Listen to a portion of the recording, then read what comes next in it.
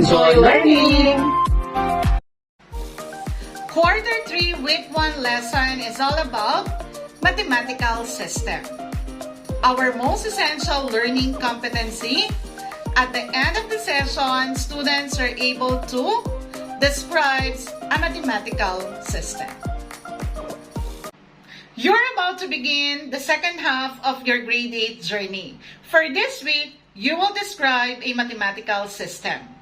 A typical mathematical system has the following parts. First, undefined terms. Second, defined terms. Third, postulates. And fourth, theorems. These are the building foundation of geometry's logical structure. Find out more about these classifications of mathematical system throughout this self-made video tutorial. Geometry has a big contribution to our society.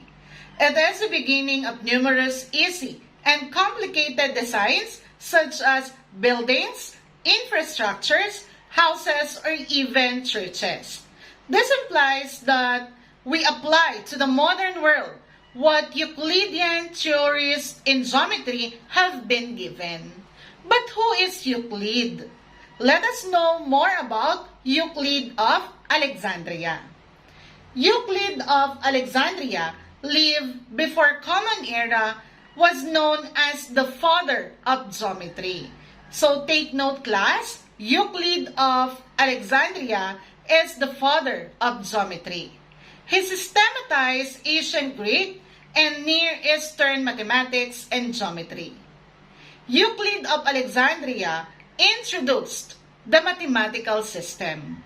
Mathematical system, which is also known as the Euclidean geometry. So now, class, we can proceed to deepen your understanding about mathematical system. Like algebra, the branch of mathematics called geometry is a mathematical system.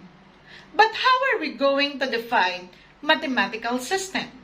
So class, mathematical system consists of some undefined terms or primitive terms and a list of statements called actions or postulates concerning to the undefined terms.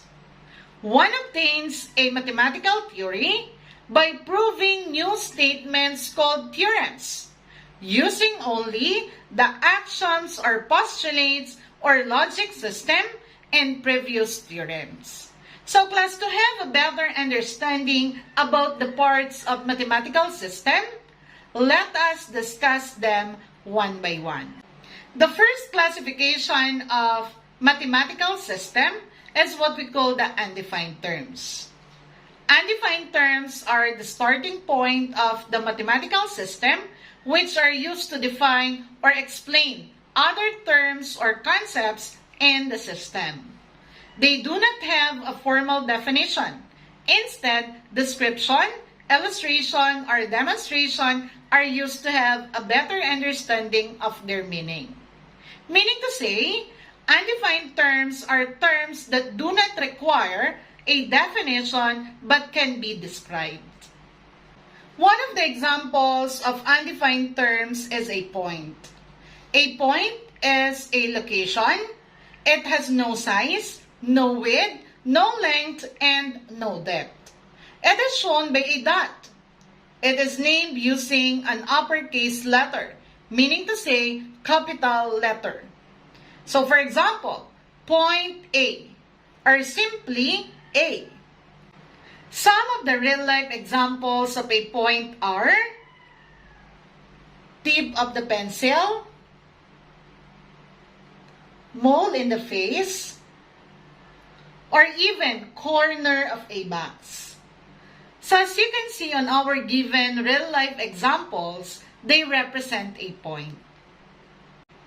Another example of undefined terms is a line. A line consists of points and extends infinitely in opposite directions. It is named using 2 points and usually lowercase letter.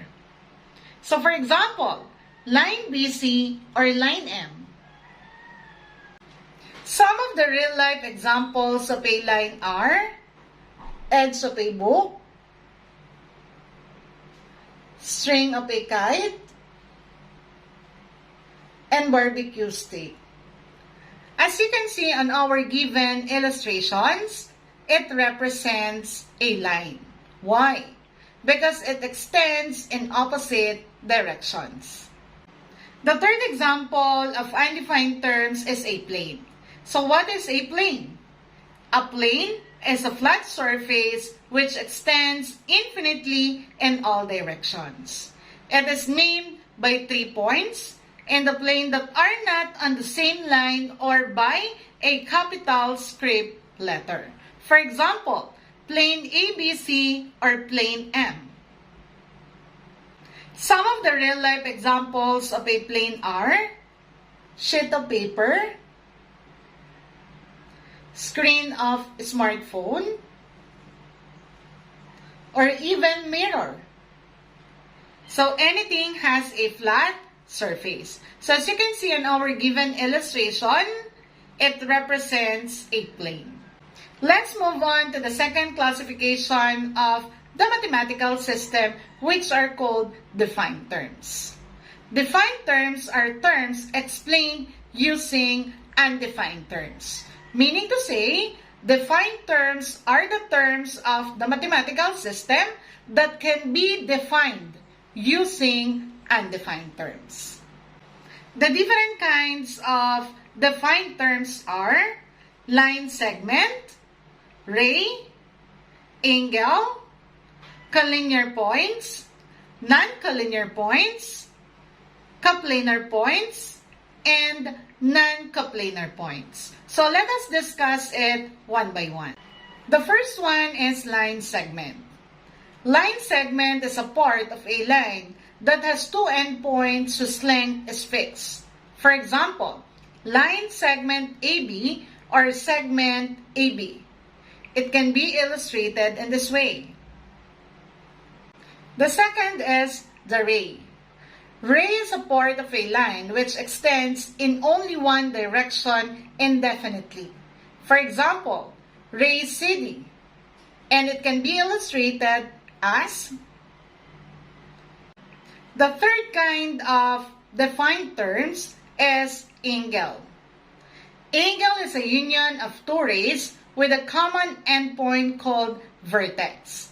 For example, angle EFG. It can be illustrated as. The fourth kind of defined terms are collinear points. Collinear points are points that lie on the same line. For example, points HIJ are collinear points. It can be described in this way. The fifth one are non-collinear points. Non-collinear points are points not on the same line. So meaning to say, they do not lie on the same line. For example, points KLM are non-collinear points. So it can be illustrated in this way. The sixth kind of defined terms are coplanar points. So what is coplanar points? Coplanar points are points belonging to the same plane. For example, points N, O, P, and Q are coplanar points. So it can be illustrated in this way. The last kind of defined terms are the non-coplanar points. Non-coplanar points are points that do not lie on the same plane. For example, points R, S, T, and U are non-coplanar points. So it can be illustrated in this way. Aside from undefined terms and defined terms, there is another classification of the mathematical system, and that is what we call postulates. Postulates are statements that are assumed to be true and accepted without proof. For example, two distinct points determine a line. Definitely, 2 points determine a line. Another example, if two planes intersect, then their intersection is a line? Definitely, because a plane is a closed surface, it extends infinitely in all directions. So, if the two planes intersect, therefore, their intersection is a line. The last classification of the mathematical system are theorems. So, what are theorems? Theorems are statements that are proved to be true using postulates, definitions, other established theorems, and logics. So, what are the examples of theorems? The first one, if two angles are linear pair or form a linear pair, then they are supplementary. What does it mean? If the two angles form linear pair, they measures 180 degrees. Why? Because they are supplementary. And supplementary angles measures 180 degrees. Another example, if two angles are vertical angles, then they have equal measures. Definitely, because vertical angles are congruent. So therefore, they have equal measures. To end our lesson, I want you to reflect on this quotation. To emphasize only the beautiful seems to me to be like a mathematical system that only concerns itself with positive numbers. Let's just focus on the positive side of life. Our struggles and failures are just collaborative efforts to reach peaks of our success. That's all for today. Goodbye and God bless.